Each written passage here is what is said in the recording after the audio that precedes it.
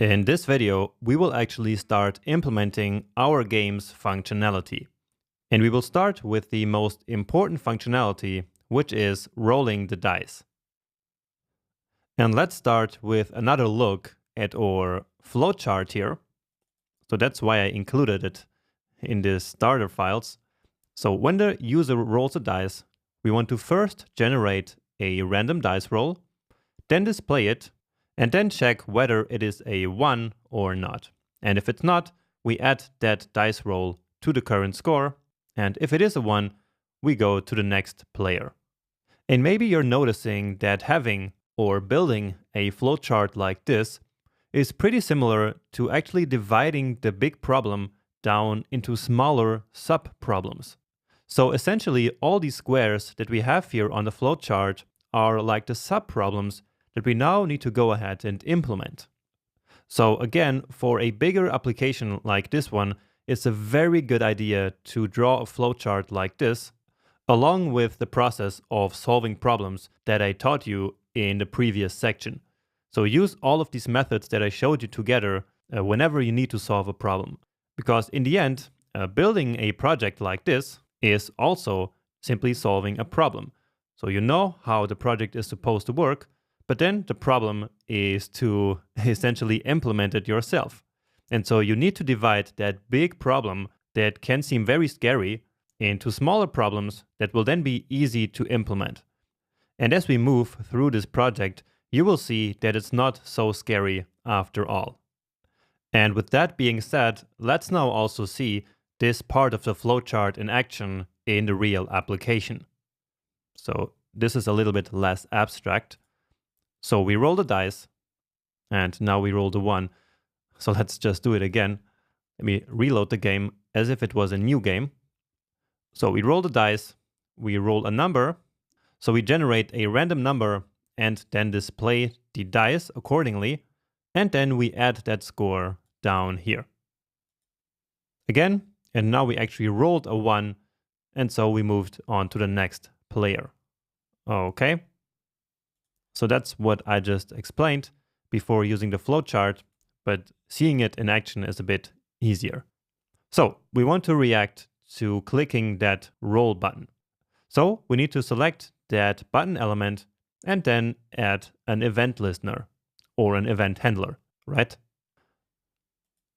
So here we have our 3 buttons, and actually let's select all of them. So we will need them anyway later. So that's button new, button roll, and button -- hold. So const button new is document.querySelector.btn and then 2 dashes new. And now I will just duplicate this line here.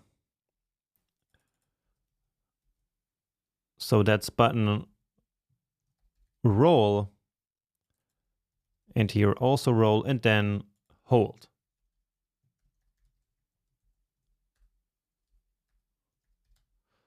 So let's just confirm new roll and hold, and indeed new roll and hold.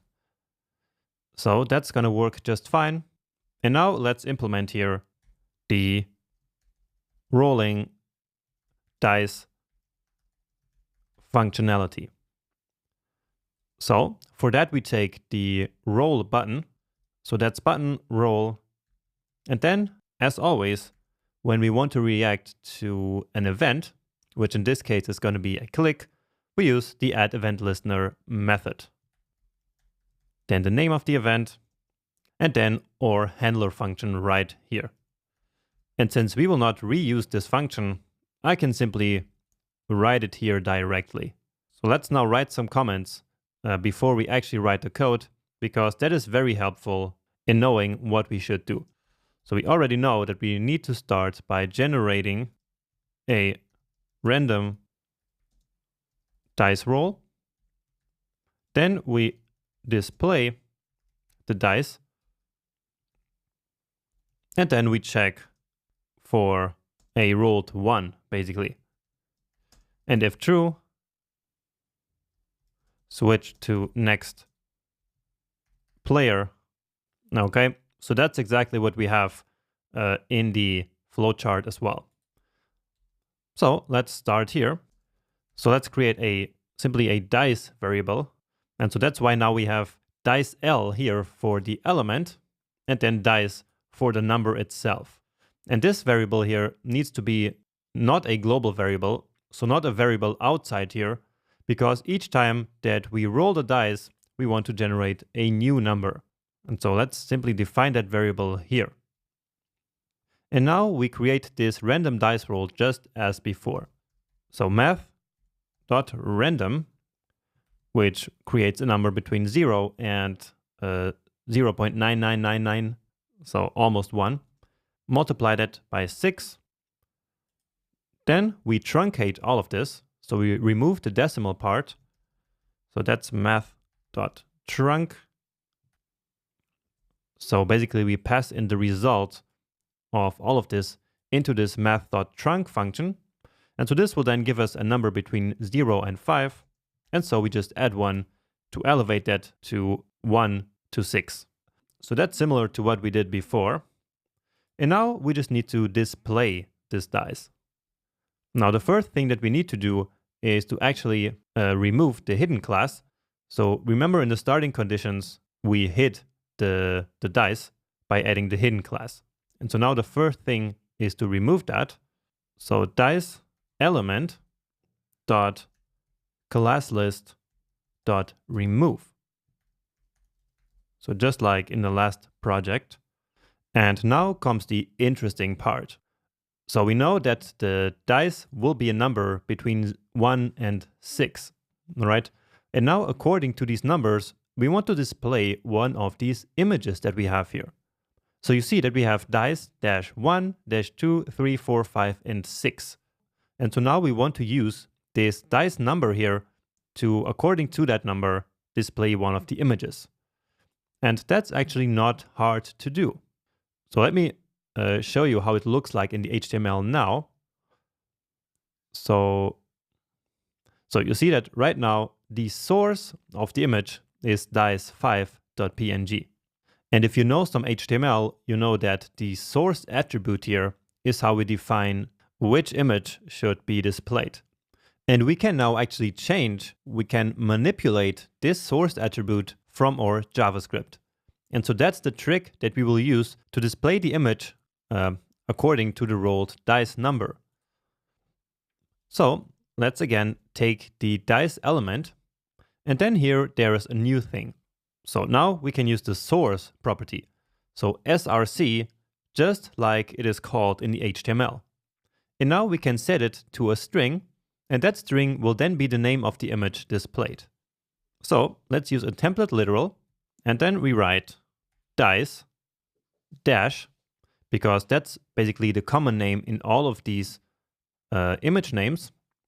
And then here we use the dice number .png. And so with this, we can dynamically load one of these 6 images here, depending on the random rolled dice. So let's give it a save and let's give it a try, because this part should already be working now. So let's see. And indeed, we get this 3. Let's actually also log to the console for now this random number, just so we see that the dice is actually the corresponding one to the number. So let's go back here to the console, make it a bit smaller. And now let's roll the dice, and it works. Great. So we get a 2, and so indeed a 2 is also displayed here. Now 6 and 6 here. And let's just see if we get all the numbers. But yeah, we get the 1, and we already saw the 6 happening as well. So that means that our code is correct. Great. And now all that we have to do is to keep adding the rolled dice to the current score. Okay? And so that's what we will do here in this case, where we check for the rolled 1. So remember, that only happens when the number is not a 1, right? So again, if it's a 1, switch player. If no, then add the dice roll to the current score. So basically, let's test here if the dice is not 1. Because this is our main case, so the one that we're mostly interested in. And then our else block, which will be basically in case that dice is a 1. So let's just grab that here.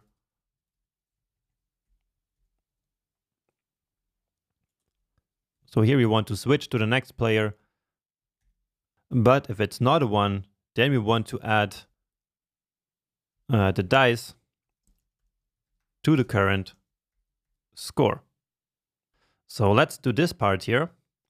And in order to actually be able to add the current dice to the current score, we need a way of saving that current score somewhere, right? So remember from the first project that we should not just store any data only in the DOM, right? So in this particular case, we should not only display this current score on the user interface. Instead, we also want a variable in our code which always holds the current score of this current round. Okay, so we need to define a variable for that. And where do you think we should do that? Well, it is certainly not in this function. So not in this handler function, because if we did that, then each time that we roll a dice, the current score would be resetted. So it would be redefined, because this function here is called over and over again each time that the button is clicked. So if we want to basically persist that value, so if it should keep existing, then it needs to be outside here in the main program. So let's call this one current score. And we start it at 0. And it needs to be a let because we will keep updating it. So again, this cannot be inside of this function because then it would be set to 0 each time that we click the button, right? And so therefore it needs to be outside. Okay, and now we say current score is equal the current score plus the dice. And once again, there is a shortcut operator for repeating this variable here. So instead of this, we can just write current score plus equal the dice. Okay, so that's exactly the same, but it's a little bit faster to write. And now all we need to do is to display the score on the current player. Now at this point, we will just display it on player 1 to make it a little bit simpler, but in the future, we will need to keep track of which player is the active player. So that we will do in the next lecture. But again, for now, let's just display the score on player 1. So let's select the score or the current score for player 1. So let's check where that is scored. And it is right here with this ID --1 and --0. So let's actually copy that. And then I will select both of these elements up here. So let's do that below this one. And actually, I will keep using get element by ID now. So current 0, and then again element. Get element by ID.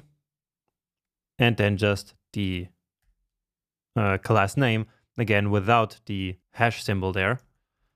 And then current 1 element is document.get element, and then current 1.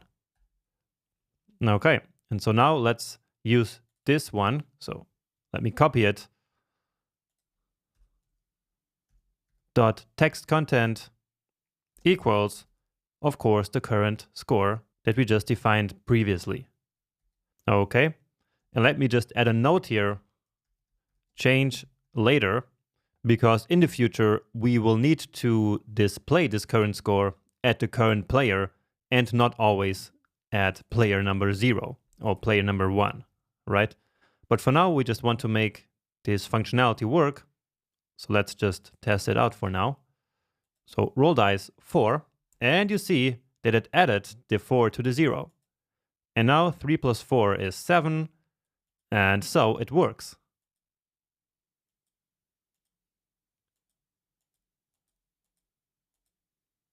And now that we rolled a 1, nothing happened. So in this situation, we want to move to the next player. So basically switching the player. And so that's going to be this else branch. But this one I will leave for the next lecture because this involves doing a lot of stuff. So maybe you can think about what we need to do, because that would be a good opportunity for you to start thinking by yourself how to implement this kind of functionality. So try that out, and then let's move on to the next video.